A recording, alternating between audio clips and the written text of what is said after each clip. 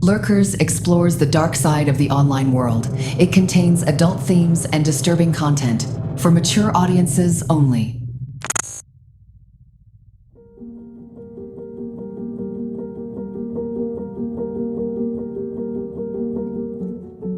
It's Perth, Australia. A widow is learning how to be alone again. Her children worry. She tells them she's fine. There's someone new in her life now. And his name is Brian. His oil rig work schedule makes calls tricky. They plan them days in advance. But tonight, he says, he's off the rig, staying in a farmhouse in the North Sea near Scotland. The picture is distorted. He smiles. She leans closer to the screen, closer to the life she thinks is finally coming back. And then, a glitch. The voice keeps speaking like nothing's wrong, but the face doesn't match. In the frame, a very different man is now there, crouched in a cupboard with a blanket pulled over his head as the words keep pouring through the speakers. She hangs up and shuts her laptop. She yells to herself, "Is this real?" The floor drops out, and so does his story. Tens of thousands of dollars already gone from her bank account. And she is not alone. Two other women, one in Edinburgh, the other in Los Angeles, will be conned out of more than $430,000 in total, all within months, believing every word, every video, every smile, the same playbook, the same new mask.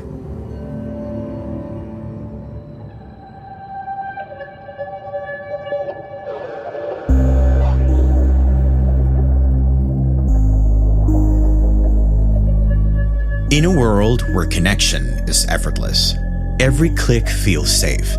But online, trust can be deceiving.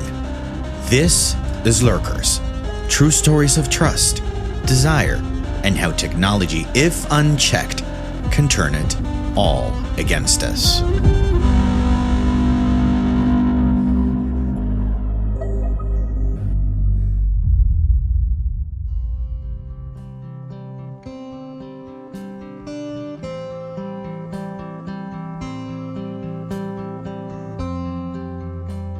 It's the summer of 2025 in Los Angeles, California. 46-year-old Abigail Rubalcaba scrolls Facebook. Her kid's grown, and her day's quieter now.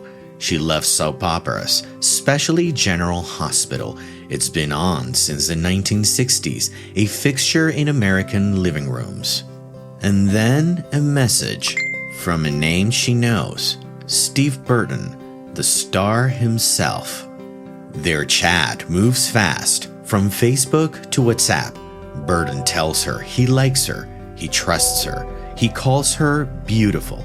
And then the videos start coming, not clips she's seen on TV, but personalized messages.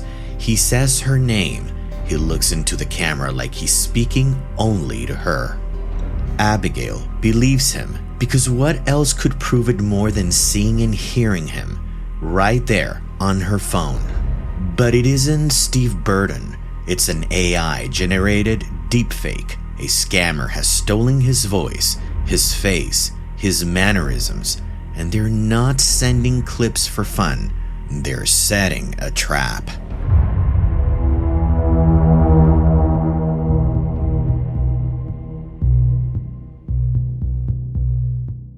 The first requests sound urgent but manageable. Help with gift cards, then cash transfers. According to ABC7 Los Angeles, Abigail sent money steadily until the total hit $81,304. After this came the bigger ask. He tells her he's in trouble. He needs more. She believes him so much that she makes a decision few could imagine. Abigail sells her family's Los Angeles condo.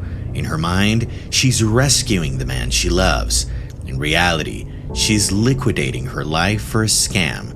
People magazine and Entertainment Weekly confirmed the condo sold for about $350,000. Her family notices They beg her to stop. They show her warnings from the real actor himself. Steve Burton publicly told fans he never asks for money, ever.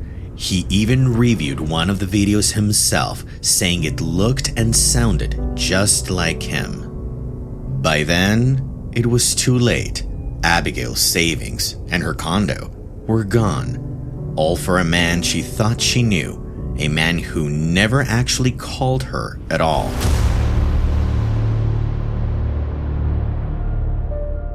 And you might think, why would anybody fall for this? But Abigail wasn't alone. Almost a year earlier, in Edinburgh, Scotland, another woman would learn the very same painful lesson.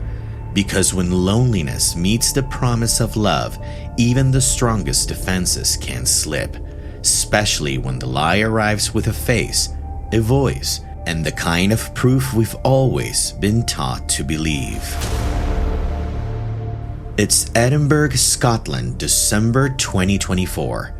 77-year-old Nikki McLeod, a retired lecturer, spends evenings online scrolling through Facebook groups and chat rooms. She's looking for companionship, someone to talk to, someone who might understand what it feels like to grow older alone. And that's when she meets Alla Morgan. Alla tells Nikki she's working on a North Sea oil rig. It's lonely, she says, and the pay is good, but the schedule is brutal. Calls are difficult. There are rules. So instead of live video, Alla sends Nikki clips, short recordings, or messages. Nikki watches them again and again. According to STV News and LBC, Nikki truly believed these videos were real. They showed Alla's face. They sounded like her voice. The relationship deepened, and then came the first request.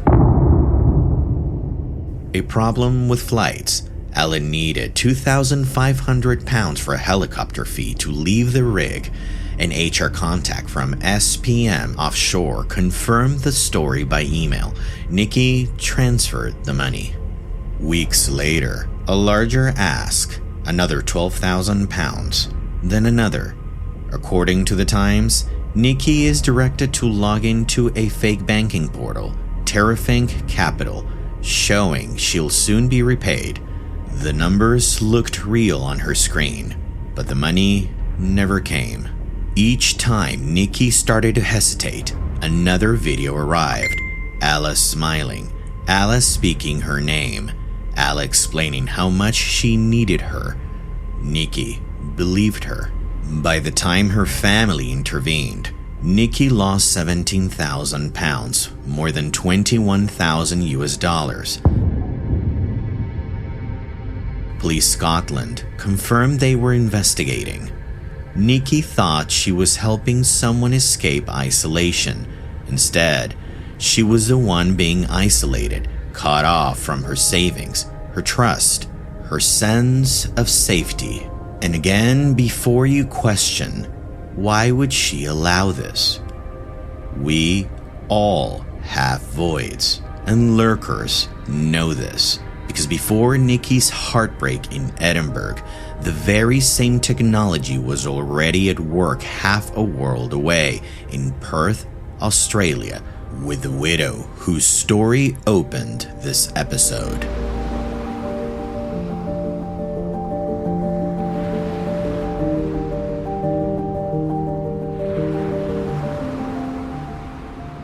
It's August 2024 in Western Australia, Perth to be specific. Just months before Nikki McLeod's heartbreak in Edinburgh, another woman, Maggie Aries, found herself at the center of a digital romance. Yes, you've heard before already the moment her world collapsed. Remember? The glitch, the cupboard, the blanket pulled over a stranger's head. Yes, that was Maggie. But to understand how she got there, we need to go back. Maggie had only recently moved to Western Australia. She was a widow now, still navigating the quiet of a life lived without her husband. That's when she met Brian. According to 7 News, Brian told her he was an oil rig contractor working off the North Sea near Scotland. He was charming. He seemed attentive. And Maggie, still grieving, opened her heart. According to 9 News Australia, Brian insisted their video calls had to be pre-arranged days in advance.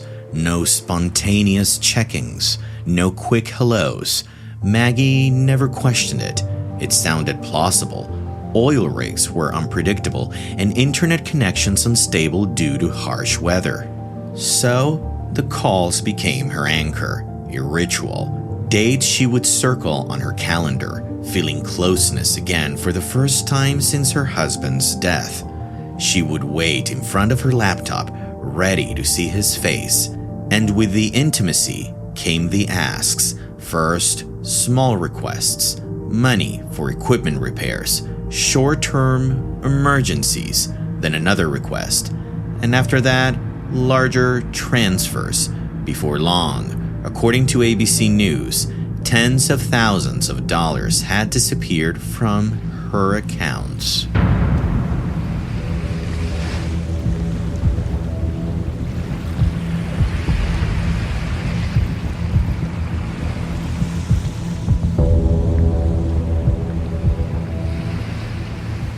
Still, she believed him, not because she was from another planet or because her IQ was lower than yours.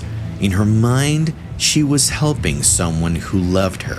She leaned into the story, the North Sea, the distance, the promises that once he was back in Australia, they'd be together. But in reality, she was funding a machine that knew exactly how to bring out the best of her. With the right voice, the perfect pitch, and a compelling face, all made of pixels and programmed with just the emotion required. And by machine, I don't mean the evil AI everyone nowadays fears. I mean the team of people using the tool to make this happen. It is here that came the night of the farmhouse call you heard in the beginning. A farmhouse in Scotland, he said. A scheduled call. Maggie was waiting, her heart racing. And then, the glitch. The same voice and the face of a man that didn't match. The truth ripped through her screen in a single frozen frame. And Maggie realized everything she had built her hope on was simply a lie.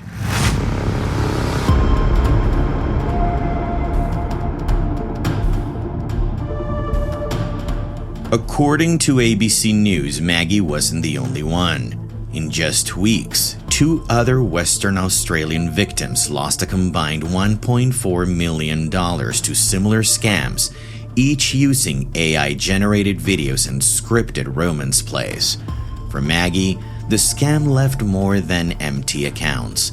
It left her trusting ruins, a widow already carrying grief, now carrying betrayal too.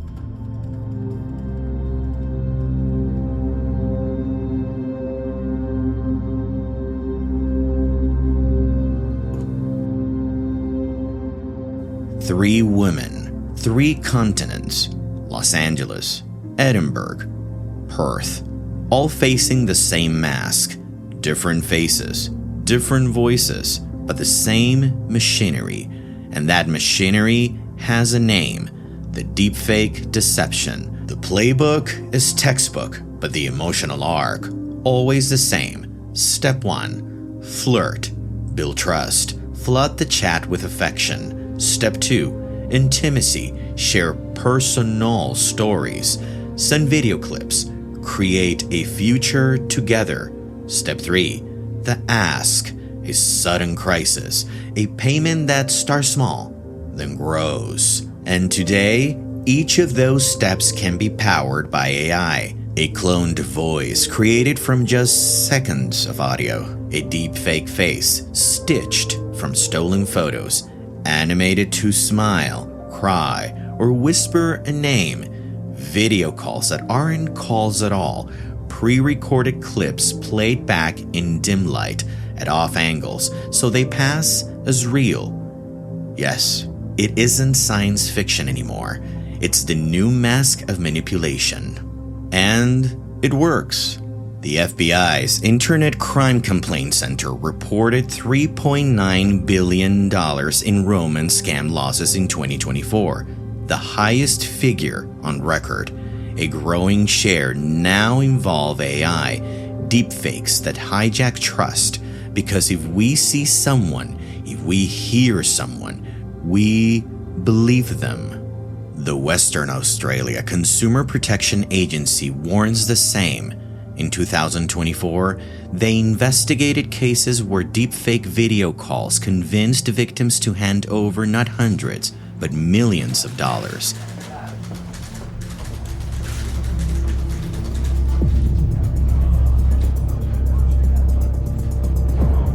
The scams are no longer crude. They are out of a science fiction film. Behind the screen isn't just one scammer. It's a network. Organized, role-based, industrial. Recruiters lure victims in, setting the hook.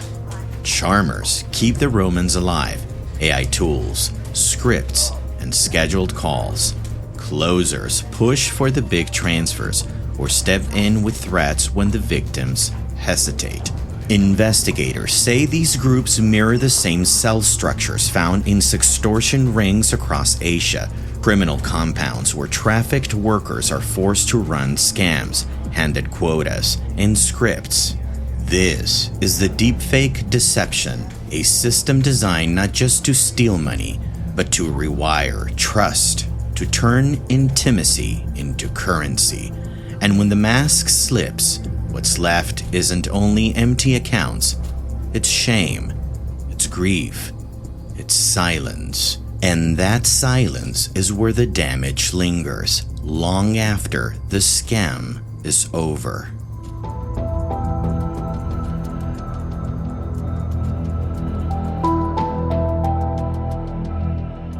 When the screen goes dark, the story doesn't end. The money is gone, the trust is shattered, but the weight that lingers is harder to name. Victims of deepfake deception often describe the same feeling: shame, the humiliation of falling in love with someone who never existed, the fear of telling family and friends, the worry that no one will believe them. According to experts, many never report at all. They suffer in silence, convinced it was their fault. One victim told investigators, quote, "I didn't just lose money. I lost the version of myself that believed I could still trust people." End quote. Another said, quote, "I didn't want to tell my children. I felt like I had to protect them from my own mistake." End quote. These are not isolated voices. They echo across continents, different stories carrying the same shame. But some do speak out. Support groups with names like Deepfake Survivors are forming online, connecting victims who once thought they were alone. They share stories, they share grief. They remind each other that deception isn't the same as foolishness. Because these scams aren't crude anymore. They aren't just text messages from strangers or stolen stock photos. They have faces, voices, tears. They look into the camera and slip into the spaces we all carry, the voids of loneliness, grief, or longing. And that's the new danger. Anyone can be vulnerable. No one is immune. Because if you can't trust what you see, if you can't trust what you hear, what defenses do you have left? Worldwide, regulators are bracing. In just 1 year, cases tied to AI deepfakes jumped from the margins to the mainstream. Authorities warn the curve is steep, and the next victim could be anyone. For Abigail, for Nikki, for Maggie, the cost was counted in hundreds of thousands of dollars and in something deeper that can't be measured in numbers. Love isn't always love. Sometimes it's code. Stay aware, stay present, stay safe. This episode of Lurkers was written by me, Frank Battiston, research and story development by Julia Lawrence, and production and sound design by Daniel Erdenevia. And remember, if this story moved you, share it with someone you love. Your ratings and reviews help others find these stories, and every share keeps the voices of victims alive. Follow Lurkers on Spotify and Apple Podcasts so you don't miss the next case. See you in the next time.